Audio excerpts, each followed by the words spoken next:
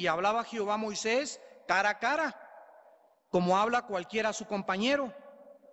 Y él volvía al campamento, pero el joven Josué, hijo de Nun, su servidor, nunca se apartaba de en medio del tabernáculo. Como siervo de Moisés, Josué tenía muchos quehaceres, pero en cuanto tenía la oportunidad Josué y estaba libre, buscaba siempre estar cerca de Dios. Josué anhelaba, Josué gemía, Josué tenía hambre y sed profunda de Dios. Los futuros líderes de México tienen que salir del secreto de Jehová. Los futuros líderes de México en la política, en el área científica, en el área espiritual, tienen que salir de hombres que tenían comunión íntima con Dios. Dios no puede ser burlado, hazle como quieras, te pueden decir el Billy Graham de San Mateo Atenco, te puedes tener todos los dones. El otro día llegó una hermana y me dice, hermano Alducin, soy profeta y fluyo en los 5 ministerios y tengo todos los dones del Espíritu Santo. Le dije, cálmate, Débora. Bueno, hay tanta gente, ¿verdad?, que vemos y que tienen, y muchos son verdad, ¿no? Y muchos, claro que hay mucho orgullo, hay que aplastarlos, ¿verdad?, mandarlos primero a lavar los baños, antes darles un puesto en la iglesia, etcétera, etcétera. Pero no son los dones, no son las capacidades, no son las habilidades, las que sirven a Dios, es nuestro corazón. Dios busca nuestro corazón. Dios escogió lo necio y lo vil y lo despreciado para avergonzar a los fuertes. No fueron los hermanos de David, el altote y el guapo y el distinguido y el de buenos modales y el educado, sino el que estaba detrás de los rebaños, a donde Dios fue a sacar al futuro rey de Israel. Tenemos que entender esto. A Dios, Él es el que nos da los dones, Él es el que nos da las habilidades. ¿Tú crees que para Dios es un descubrimiento? Imagínate a Dios diciéndole al arcángel Miguel, oye Miguel, ¿ya viste ese que toca la guitarra re bien? Ese nos puede servir, estamos buscando un cuate como ese. Pues ¿sabes qué? ¿Quién le dio la habilidad de tocar la guitarra? Dios no puede hacer eso. Oye, ¿ya viste ese que bien predica? Ese puede ser mi Billy Graham de la colonia Roma. ¿Sabes una cosa? Es Dios el que te dio lo que tú tienes. Para Dios es facilísimo dar. Para Dios es increíblemente fácil hacer y crear. El proyecto más difícil de Dios es cambiar la mente humana. 40 años en el desierto y Dios fue fácil. Ahí están los faisanes, ahí están las golondrinas, ahí está el agua de la roca, ahí está. Era facilísimo los milagros, pero Dios no pudo, ni iba a violar tampoco la característica más grande que Dios nos dio. Mañana voy a hablar de eso, el dilema del mal. Pero cuando Dios respetó a los judíos y los dejó 40 años, nos enseña una gran lección. El proyecto más difícil de Dios es cambiar nuestra manera de pensar. Porque Dios no te va a forzar a que sigas cambiando. Es que en mi familia fue secota y mi papá fue seco y nunca me dio un beso y por eso no puedo abrazar a mis hijos. Pues quítate lo seco y cambia la personalidad y deja de ser como tu padre, porque si Dios no está transformando y revolucionando tu vida, entonces ¿qué cristianismo estamos viviendo? El cristianismo de nosotros es un cristianismo de poder del Espíritu de Dios.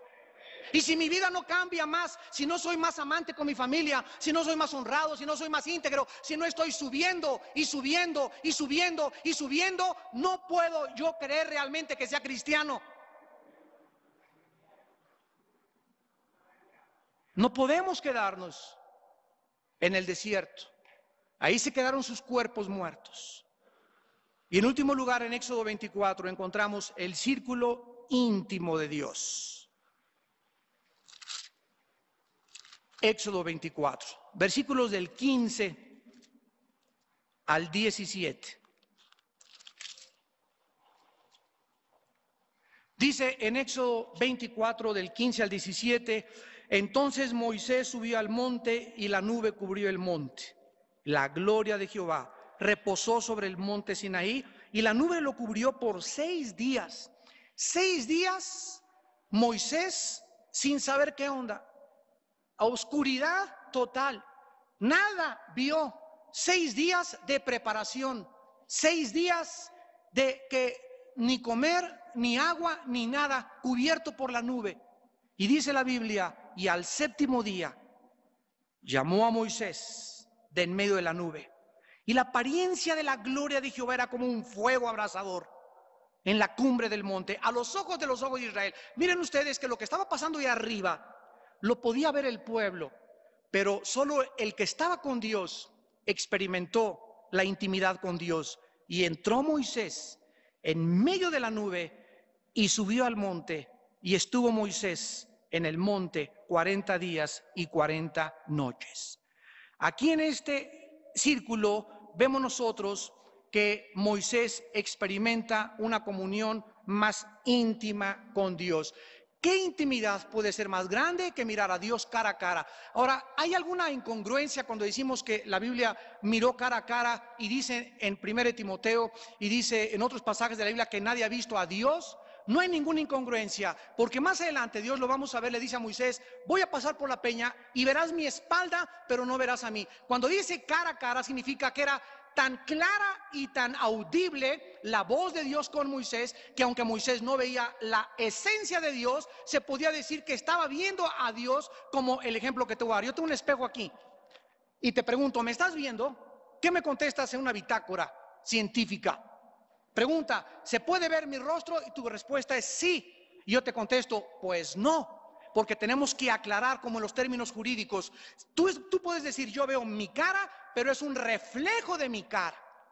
Entonces sí es cierto, por un lado, que estás viendo mi cara en el espejo, pero por otro lado no es cierto que sea la esencia de mi cara. Estás viendo mi cara, es la realidad, exactamente así yo soy, pero está reflejada mi cara en ese espejo. Así es como los hombres que vieron a Dios lo vieron el reflejo de Jesús. Se dice que era la imagen misma de la substancia de Dios, era la imagen, era el reflejo de su gloria. Jesús dijo: el que me ha visto a mí, ha visto a Dios. Las personas que vieron a Jesús, vieron a Dios, pero vieron a Dios en su reflejo, en su imagen reflejada de su Hijo Jesucristo. No vieron la esencia, porque nadie puede ver la esencia en esta vida.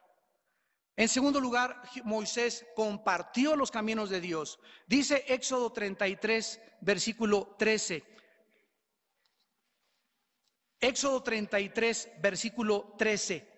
Ahora pues, le dice Moisés a Dios: si he hallado gracia en tus ojos, te ruego que me muestres tu camino.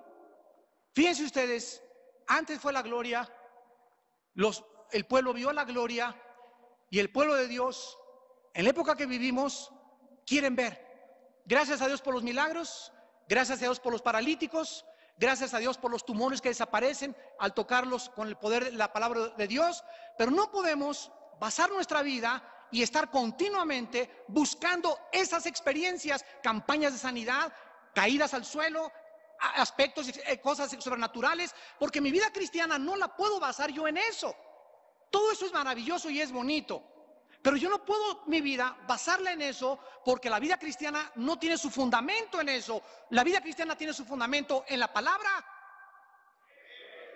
En la palabra. A la palabra, a la ley y al testimonio. Y siempre será en la palabra. Las experiencias pasarán los vientos tempestuosos. Gloria a Dios por todo eso. Pero al final, ¿con qué me quedo? Dice el Salmo 11: si los fundamentos fueren quitados, ¿dónde quedará el justo? Y el fundamento es la palabra de Dios. Entonces, mi vida cristiana aquí tiene que depender de mi voluntad. He hecho el compromiso de tener una relación íntima, diaria con Dios, y estar con Dios en la mañana, de 4 a 5 de la mañana, o de 5 a 6, o de 6 a 7, o de 6 a 8, a la hora que tú quieras, pero mi vida no va a girar alrededor de mis negocios ni de mi familia. Mi vida va a girar alrededor de Dios. Busquen primero, número 1, el reino de Dios, y todo lo demás yo se los doy, dice el Señor.